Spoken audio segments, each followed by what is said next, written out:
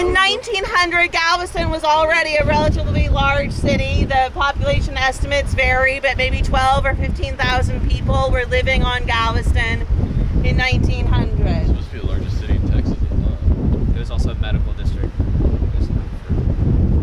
It was relatively large. I thought it was about equal to Houston at the time. And there was already a hospital down here. So the storm, of course, was not well predicted. We had no satellites. We had no ability to share information with Cuba or Haiti, where the storm came from. This, in fact, was before hurricanes were named. So it's just the 1900 storm. When that storm hit the island, it really destroyed the community down here, as well as the natural part of the island as well. Of the around 12,000 or so people living on the island, about 6,000 were killed. It is the deadliest event in U.S. history. Right? The deadliest single thing to happen on U.S. soil was the storm that hit this island.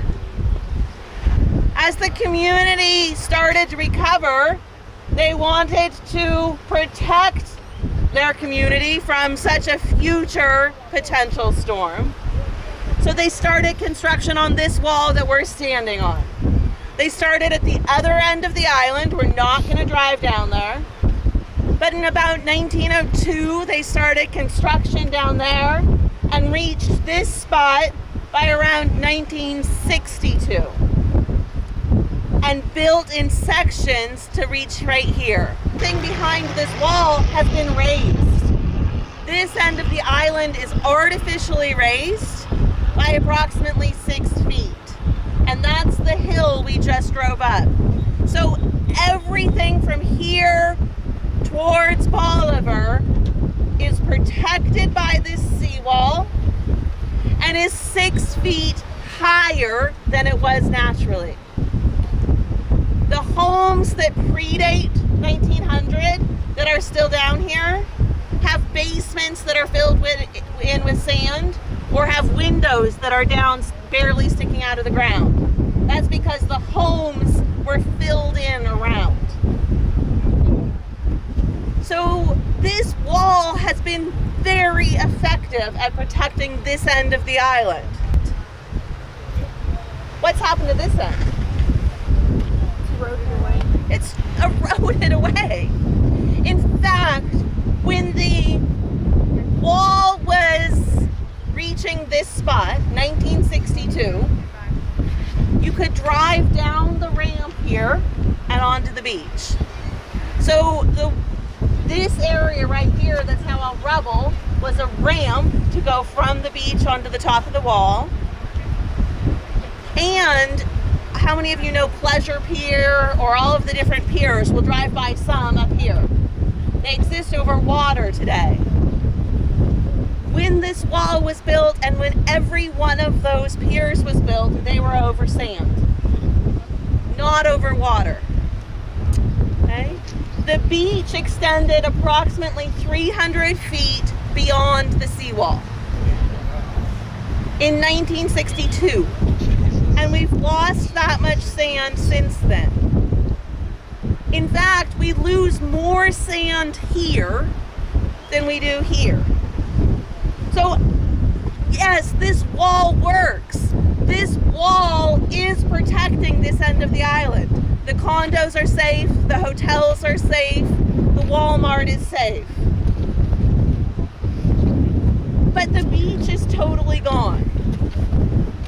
On this end of the island, there's less erosion, and as the shoreline steps landward, there's still beach because there's no wall preventing the sand motion. So in Texas, hard structure seawalls are now illegal. This one's grandfathered in, so it's legal to be here, but you can no longer build walls like this because what it does in effect is it protects the buildings, but it removes the beach. So where did this sand go? It went into the ocean. It went down Longshore Drift, got trapped in the San Luis Pass flood tidal delta. All right, it's moved that way with Longshore Drift. Also remember, sea level is coming up. Galveston has a higher than average sea level rise because it's also subsiding. So if global sea level rise now is around 3 millimeters a year, Galveston actually sees 5 or 6 millimeters per year because it's also subsiding. So this area is a wall instead of a beach, and over here we have erosion. Now right here at the end of the wall, the erosion's actually worse than anywhere else because the eddies get forced around here and concentrated around this edge. So Texas has something called the Open Beaches Act. In Texas, you are allowed by your rights as a Texan to walk anywhere on the beach. You're supposed to be able to go anywhere. Can you walk on the beach out here? There's no beach. That's why these structures are now illegal. Over here, those dunes are cored by something. There's one sticking out right there, that black tube. Those are called geotubes. Some of them are socks. You've seen these?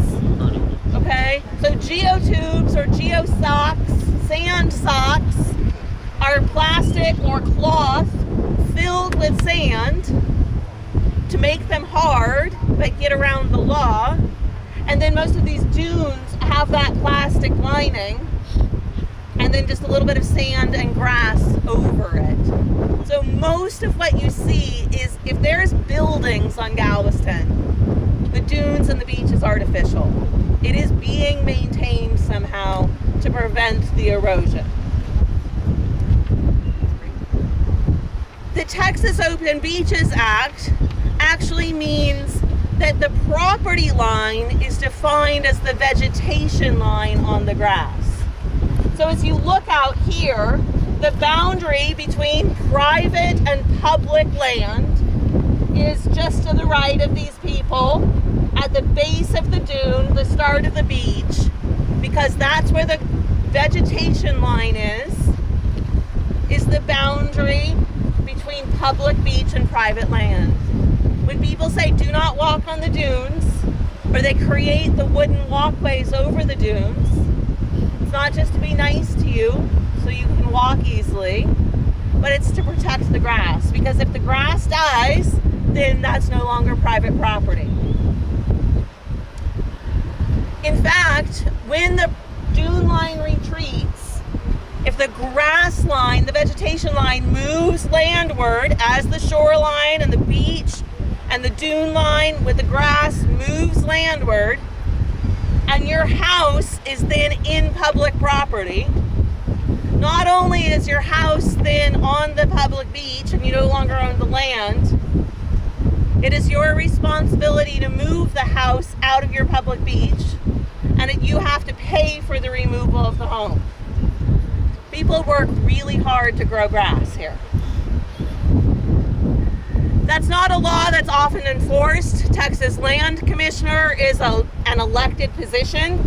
You can imagine they wouldn't be super popular if they were making you tear down your house at your own expense. Does anyone know who our land commissioner is? Isn't it George P. Bush? It's George P. Bush. That's right. Jeb's son is land commissioner. They don't enforce this at all, right? Nobody has, even before him. Nobody's enforcing it. But what that means is that as the shoreline comes ashore and the whole system is moving landward during the sea transgression, then we're losing public access to the beach. Many of the homeowners whose beach houses sit out in the beach actually hope for hurricanes. If a hurricane takes you out, if the hurricane wipes out your house, you're covered by insurance. If, on the other hand, sea level rise day by day slowly comes in and reaches that house, it's your own problem and you don't get insurance. Therefore, you see some of those houses like the orange one at Surfside Beach that looks like it's practically in the ocean, but they're still pretending it's a real house. because they're waiting for the hurricane so they can say, oh, we were fine. A hurricane took us out, make an insurance claim, and then the beach will be accessible through there again. But the daily sea level rise and beach erosion is not covered. So the message here on this island, similar to when we went to the Delta, the Brazos Delta, then we went to the old Brazos Delta and we saw that it was removed. We went to Galveston Island, where it's semi-natural. And then we came here. What is the preservation potential of a barrier island under rising seas? None? None? It depends on how fast sea level's rising. Right? If sea level's rising very slowly, no problem. You're balancing the accommodation sediment supply equation. So under slow sea level rise, no big deal. It balances out and the barrier island can exist. But under higher sea level rise rates, or when the sediment supply is cut off because you made a wall, there's virtually no chance of preservation into the rock record.